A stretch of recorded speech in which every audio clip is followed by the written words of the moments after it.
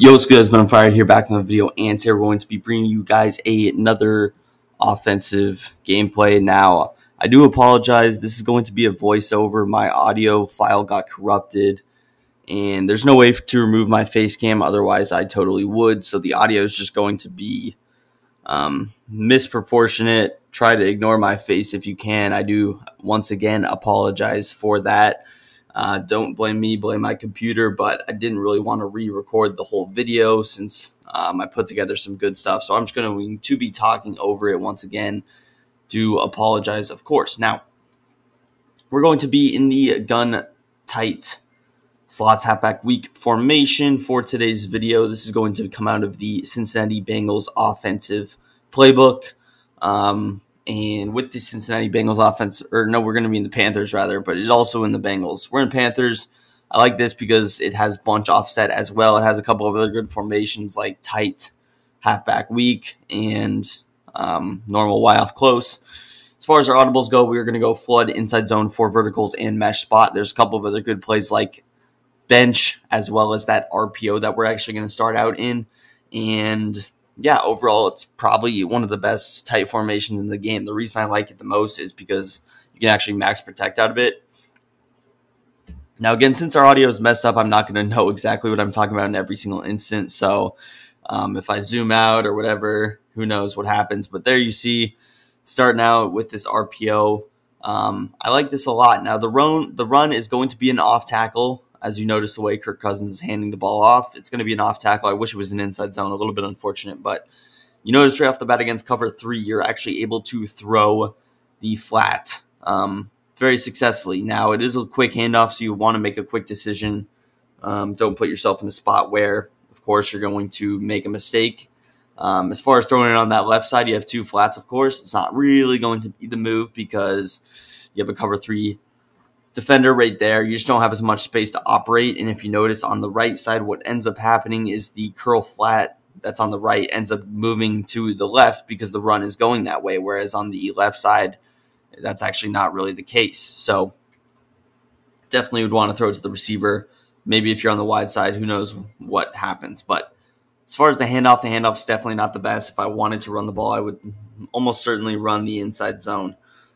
Rather than going to the off tackle again. Maybe if he's stacking the box like a 4-3, even 6-1, that could be a situational difference. But, I mean, you see right here, this is just nickel over, and it's not really doing much for us. So,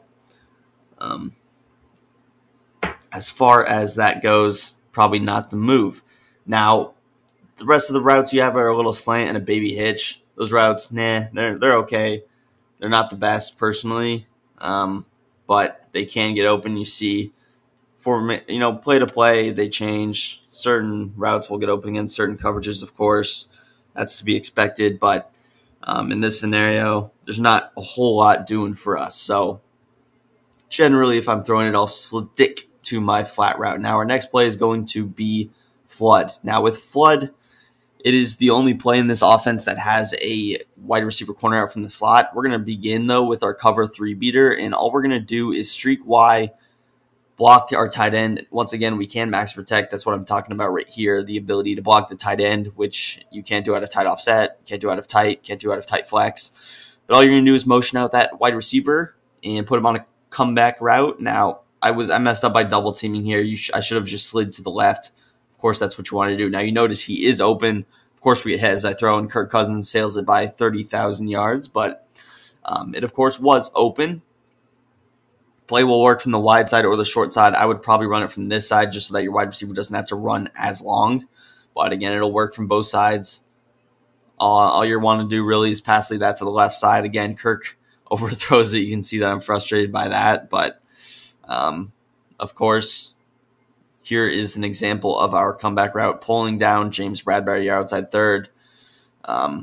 Justin Jefferson, of course, pulls over that safety just enough to where we'd be able to complete it. In a game-like situation, you would probably put your fastest receiver there. Adam Thielen certainly does not really fit that situation in this particular case. Now, cover 3 is what we're facing again. If you want to open up Justin Jefferson against cover 3, we're going to motion out the outside receiver and throw him on a slant. Another sail by Kirk Cousins. just stacking him up here, isn't he? But against cover 3, that is one way to open up. In the original tape, I actually said it was the only way. That's actually not the case.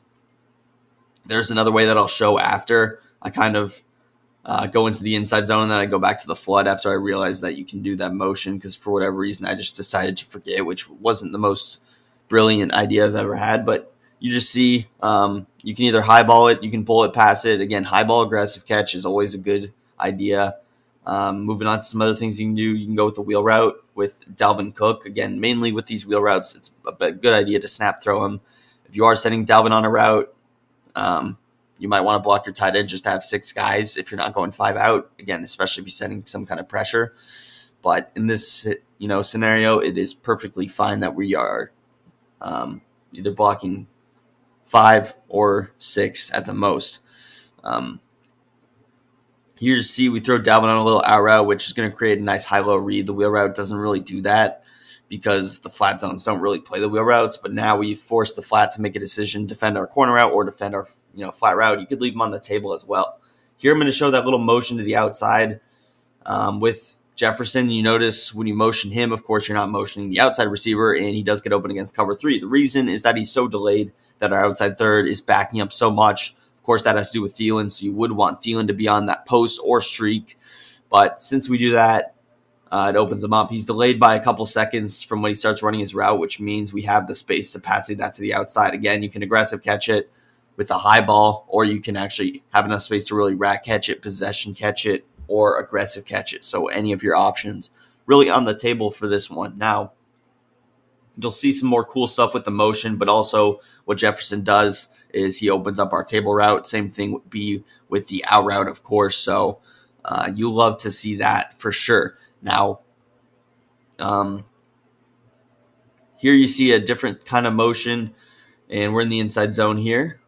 Here you see a different kind of motion. When you motion Thielen over, again, the 2 wide receiver side, when you motion Adam Thielen over from that side, it is going to create a stack on the right and your 2 receiver look on the left. So it's actually going to swap routes.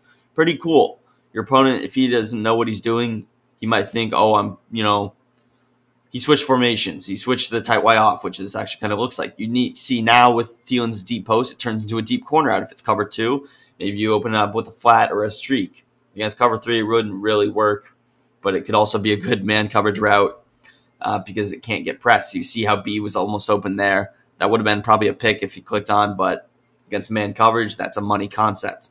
And you'll see we do more stuff with that in plays like 4 verticals and some other stuff. You can actually motion snap that tight end.